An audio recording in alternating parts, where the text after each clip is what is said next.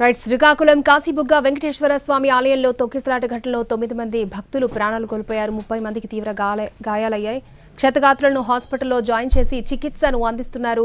మృతుల సంఖ్య పెరిగే అవకాశం ఉన్నట్టుగా తెలుస్తోంది. గాయపడ్డ వారిని దగ్గరలోని హాస్పిటల్స్ లో జాయిన్ చేశారు.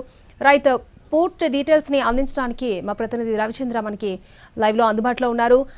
రవిచంద్ర, తమ వారిని కోల్పోయినటువంటి వారి కుటుంబ సభ్యులు కూడా మాట్లాడడం జరిగింది. అయితే అలాంటి ఘటన జరిగినప్పుడు అక్కడ తాగడానికి మంచినీళ్ళు కూడా లేవు, అటువంటి ఏర్పాట్లు చేయలేదంటూ కూడా వారు వాపోతూ ఉన్నారు. ఏం చెప్తారు? అక్షయ, ప్రస్తుతం నేను పలాస ఆసుపత్రిలో ఉన్నాను.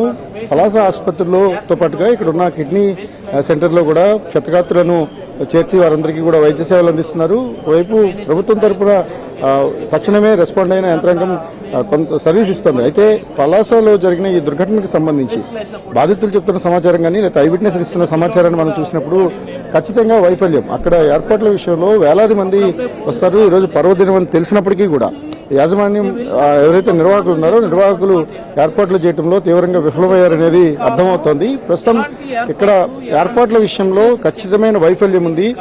ప్రధానంగా పోలీసులకు సంబంధించి మేము కూడా సమాచారం ఇచ్చినప్పటికీ కూడా కొంత ఇబ్బందికరమైన వాతావరణం ఉంది. వేలాది మంది వస్తున్నారు. ఒకసారి చెక్ చేసుకోమని చెప్పినా కూడా అక్కడ పోలీసులు కావచ్చు లేకపోతే టెంపుల్ కి సంబంధించిన నిర్వాహకులు కానీ కనీసం పట్టించుకోలేదనే ఒక విషయాన్ని మాజీ మంత్రి సీదిరి అప్పలరాజు చెప్తున్నారు. ప్రస్తుతం ఆయన ఇక్కడ ఆసుపత్రిలో ఉండి క్షతగాత్రులకు అందిస్తున్న సేవలు కావచ్చు లేకపోతే అక్కడ జరుగుతున్న ఘటనకు జరిగిన పరిణామాలు కావచ్చు వాటన్నిటి మీద కూడా సమగ్ర విచారణ జరిపించాలని కూడా ఆయన డిమాండ్ చేస్తున్న పరిస్థితి ఉంది. ఒక ప్రైవేటు నిర్వాహకులు చేతిలో ఉన్న ఆలయం కాబట్టి మాకు సంబంధం లేదు అనే విషయంగా ప్రభుత్వం ఆలోచిస్తోంది. ఇది ఖచ్చితంగా ప్రభుత్వ వైఫల్యంగానే చూడాల్సి వస్తుందన్న ఆయన డిమాండ్ చేస్తున్నారు. ప్రస్తుతం పలాసలో ఉన్న 2 చోట్ల క్షతగాత్రులకైతే వైద్య సేవలు అందుతున్నాయి.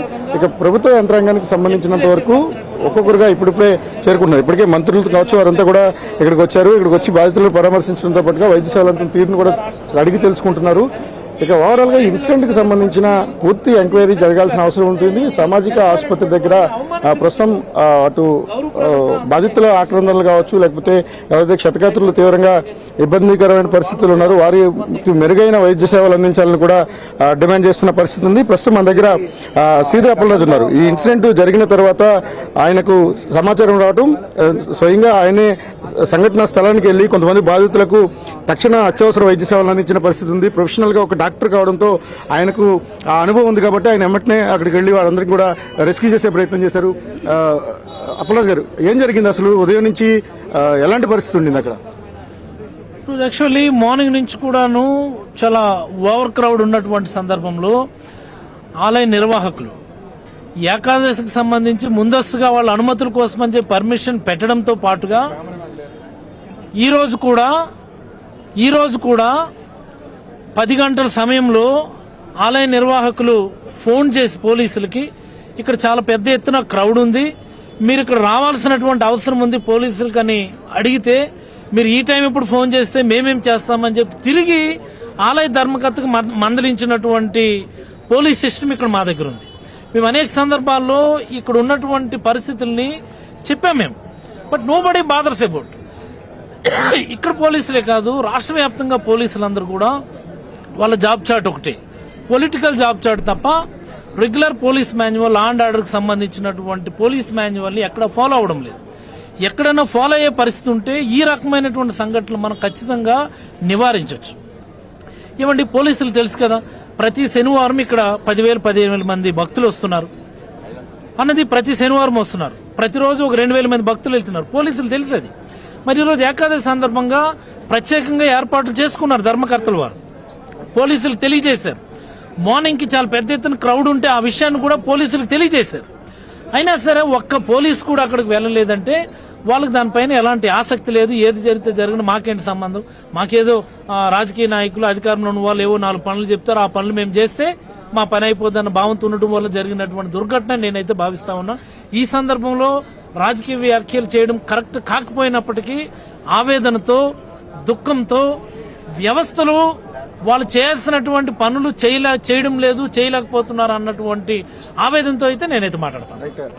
ఒకవైపు బాధితులు ఆక్రందనలు చూడవచ్చు. ఓవరాల్ గా వేలాది మంది ఒకేసారి గుమికూడటం కానీ లేదా తోపులాట జరిగినప్పుడు కనీస వారికి కావాల్సిన మంచినీటి సౌకర్యం కూడా లేని పరిస్థితుల్లో తీవ్రమైన ఇబ్బందికరమైన పరిస్థితి ఏర్పడింది. ప్రస్తుతం సామాజిక ఆసుపత్రి దగ్గర ఎమర్జెన్సీ వైద్య సేవలు అయితే అందుతున్నాయి. రెండు సెపరేట్ హాస్పిటల్స్లో ప్రస్తుతం క్షతగాత్రులకు చికిత్స అందించే ప్రయత్నం చేస్తున్నారు. క్షతగాత్రుల పరిస్థితిని తెలుసుకోవడానికి పోలీసు అధికారులతో పాటుగా మిగిలిన వారు కూడా ఇక్కడికి వస్తున్నారు. ప్రస్తుతం ఎక్కడైతే ఇన్సిడెంట్ ఉందో ఇన్సిడెంట్ జరిగిన దగ్గర మీడియాకు మాత్రం కొంత రెస్ట్రిక్షన్స్ ఉన్నాయి. ఆసుపత్రి లోపలికి వెళ్ళడాన్ని వారు నియంత్రిస్తున్నారు. లోపల వైద్య సేవలు అందుతున్నాయి కాబట్టి, తక్షణ వైద్య సేవలు అందుతున్నాయి కాబట్టి వారిని నియంత్రించే ప్రయత్నం చేస్తున్నారు. ఇక రెండు చోట్ల కూడా దాదాపుగా ఆక్రందనలు అయితే మిన్నంటిన పరిస్థితి. ఇన్సిడెంట్ జరిగిన తర్వాత పెద్ద ఎత్తున ఒకరిపై ఒకరు తోపులాట చేసుకోవడం, ఒకరిని ఒకరు నెట్టుకుంటూ కింద పడిపోయిన తర్వాత వారిలో చాలా మంది ఊపిరాడక చనిపోయిన పరిస్థితి ఉంది. ప్రస్తుతం ఏదైతే సామాజిక ఆసుపత్రి ఉందో పలాస సామాజిక ఆసుపత్రిలో 15 మందికి చికిత్స అందుతుంది. మరో 15 మంది ఇక్కడే ఉన్న కిడ్నీ సెంటర్లో చికిత్స పొందుతున్నారు. వీరి ఆరోగ్య పరిస్థితి పైన బంధువులు కొంత ఆందోళన వ్యక్తం చేస్తున్నారు. అయితే స్టేబుల్గా ఉందని చెప్తున్నప్పటికీ కూడా వారి ఆరోగ్య పరిస్థితి పైన కొంత ఆందోళన అయితే కనిపిస్తోంది. ఓవరాల్గా ఇన్సిడెంట్ జరిగిన సమయంలో దాదాపు 25,000 మంది ఆ ప్రాంగణంలో ఉన్నారు. ఆ పరిమితికి మించి భక్తులు వచ్చారు. పరిమితికి మించి భక్తులు వస్తున్న విషయం స్థానికంగా ఉన్న అడ్మినిస్ట్రేషన్కు సమాచారం ఉంది అనే ఒక ఆరోపణ అయితే బలంగా ఉంది.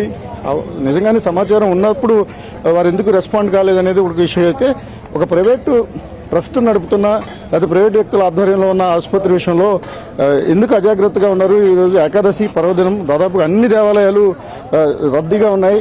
పెద్ద పెద్ద క్యూ లైన్లు ఉన్నాయి. కొన్ని చోట్ల ఏర్పాట్లను చేయగలిగినప్పటికీ కూడా ఇంత పెద్ద ఎత్తున మొత్తం పలాస సంబంధించినంత వరకు చుట్టుపక్కల ఉన్న అన్ని ప్రాంతాల నుంచి మృతుల వివరాలు చూసినప్పుడు వీళ్ళంతా కూడా వజ్రపు కొత్తూరు, పలాసతో పాటు చుట్టుపక్కల ఉన్న మండలాల నుంచి కూడా భారీగా వచ్చారు. ఇంత పెద్ద ఎత్తున భక్తులు వస్తున్నారు, ఓవర్క్రౌడ్ అవుతుందన్న సమాచారం ఉన్నప్పుడు కూడా ఎందుకు రెస్పాండ్ కాలేదనేది ఇప్పుడు ప్రశ్న. దీనిపైన ఎంక్వైరీ జరగాలనేది ప్రధానంగా బాధితుల నుంచి వస్తున్న డిమాండ్. ఇంత పెద్ద ఎత్తున భక్తులు వచ్చినప్పుడు కనీస సౌకర్యాలను ఎందుకు కల్పించలేకపోయారనే ప్రశ్న ఒకటి వస్తోంది. దీనికి సంబంధించి అధికారిక వెర్షన్ వేరేగా ఉన్నప్పటికీ కూడా బాధితులు కావచ్చు లేదా వీరంతా కూడా తీవ్రమైన ఆవేదన వ్యక్తం చేస్తున్నారు.